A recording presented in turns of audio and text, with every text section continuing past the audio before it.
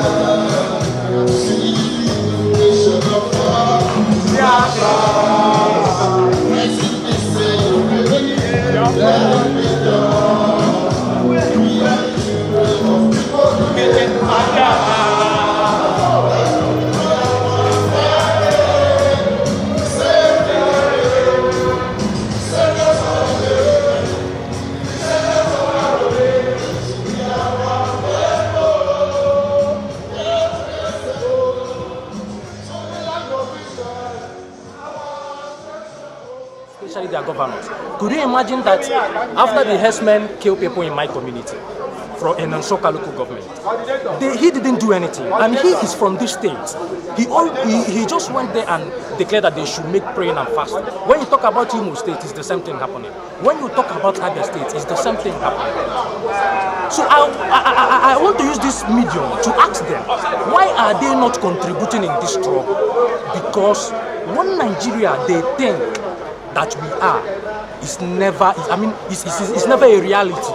There is too much discrimination in Nigeria. For instance, when you talk about our oil block, 90% of the oil block is for the Northerners. Then let me say 5% are from these people that are producing this oil.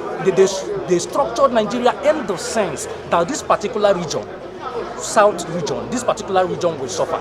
And then they have all the mineral resources, they have everything that they need to sustain this country. But the northern people are the people that are benefiting everything. Could you imagine what Buhari is doing? Even today, this morning, we heard that people have died. Today, we are remembering our fallen heroes, and they keep on killing us. So it's unfair. And I want the governors to do something about this. I want the governors to do something about this, because these are human beings dying every day. Could you imagine? Small children, they will stab them to death. Pregnant women, they will stab them to death. Our fathers, our mothers in the farm, they will just, armless people, they will just enter there and slaughter them and massacre them. So it's unlawful. It's very, very painful. I want to use this medium to tell these governors to make something about this, because this is for humanity purpose.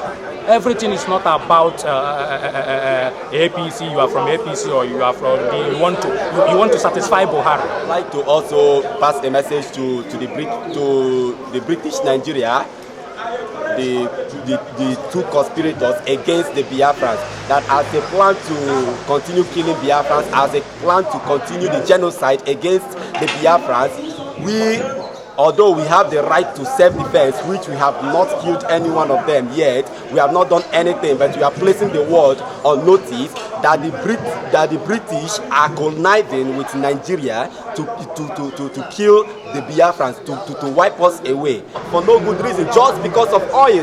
They should be ready to kill to the last Biafran. I am ready to sacrifice, to die at gunpoint, proclaiming Biafra. Thank you. She must die. It is time to restore the sovereignty of the Republic of Biafra. Biafra suffered the second largest Holocaust in the history of mankind, second only to the Jewish Holocaust. According to the existing map of 17th and 18th centuries and historic evidence, Biafra existed over 5,000 years ago, even before Great Britain came into existence. Great Britain, under the Cross of Anne, initiated the killing of Biafrans in the early days of their inquest into Africa. There are pictures of Frederick John Detry Lugard, the British mercenary soldier from Scotland, posing with the decapitated head of various leaders of Biafrans, sub-host office of Great Britain. Thus, the constant and the ceaseless genocide on the Biafra was actually initiated by Great Britain. The nation of Biafra was forced into union with the other nation to form a country called Nigeria via the amalgamation proclamation of January 1st, 1914. And this union was supposed to last for only 100 years. Thus, Nigeria expired on December 31st, 2013. Following the example of genocide laid down by the British, the genocide on Biafrans by fellow Africans started as early as June 22nd, 1945 in Jos and culminated in the loss of over 5 million Biafrans' lives between 1967 and 1970. It is on record that the Great Britain, in conjunction with old Soviet Union, Egypt, and the Arab world, supplied Nigeria with arms and ammunition with which Nigeria committed genocide against Biafrans. The classified record in the British government file revealed that by the mid-1969, Britain alone has supplied 40 million rounds of ammunition, 60,000 mortar bombs, 10,000 grenades, 42,500 Hovita rounds, 12 Olecon guns, 3 Biafran guns, 5 Horse submachine guns, 12 Saladin with guns and spare parts, 30 Sakarens and spare parts, 800 bayonets, 4,000 rifles and several attack helicopters. Records show that these arms were exhaustively used on Biafrans, leading to the death of over 5 million people, or 30% of the population of Biafra, as at now.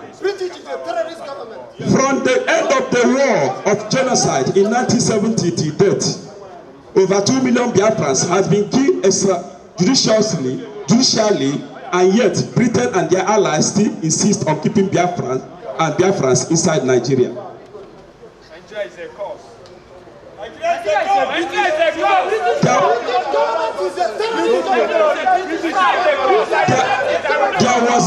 There were recorded deaths of 100,000 people during the Civil War in the former Yugoslavia. But today, 6 nations have emerged from Yugoslavia. 2 million people died in the Civil War in Sudan. But South Sudan emerged out of Sudan as sovereign nation. Then why will Biafra not be allowed to leave Nigeria even after losing over 7 million Biafran citizens?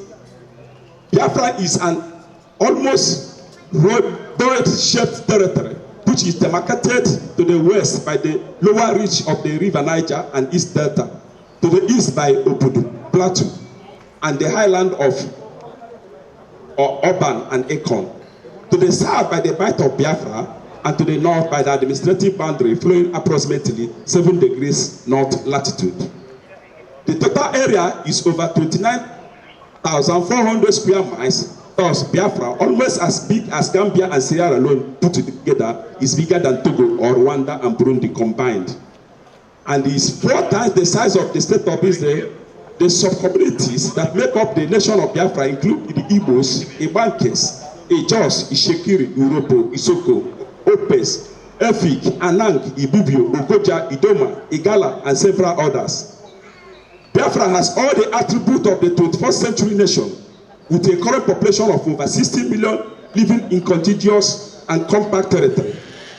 Biafra have an undisputed homeland of their own.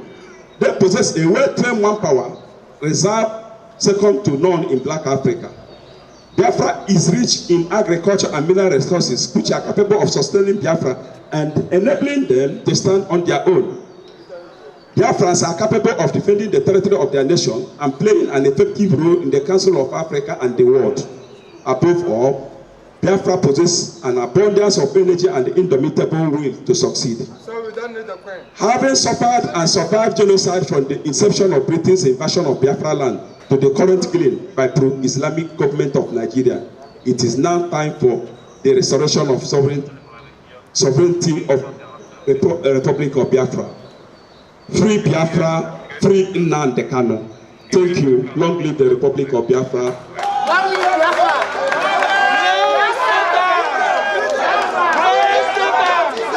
Nnamdi Kanu is like a tree planted by the riverside whose leaf never wither, and the Bible says whatever he does prosper, means the Biafra restoration which he triggered this time must stand, and Buhari should release, if he wants to live peacefully, he should release our director and release Biafra.